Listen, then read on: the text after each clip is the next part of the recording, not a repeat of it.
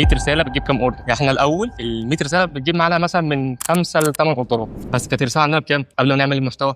8 جنيه. كنا بنحط 10000 جنيه في الاسبوع، ورساله من 6 ونص ل 8. دلوقتي انت عارف الرساله وصل كام؟ شغال عندك الرساله بجنيه ونص. يعني انت دلوقتي اكنك دافع 10000 بس بمفعول 30 40. اصلا فكره 3 جنيه ونص في الاساس حاجه تحفه. فكره بقى ان احنا وصلنا لجنيه ونص في الرساله، وبيجي من 100 7 8 اوردرات بنفس الليميت اللي كنا ماشيين بيه ب 8 جنيه وب 9 جنيه. لا احنا نفس التكلفه اللي بندفعها، بس عدد الرسائل بدل 1000 بقى 2000 و3 و4، فالاوردر بقت تزيد. اضغط بقى محتوى. وكل ده عشان ايه؟ يعني انت تقريبا اشتغلت شهر او شهر ونص بس تصوير.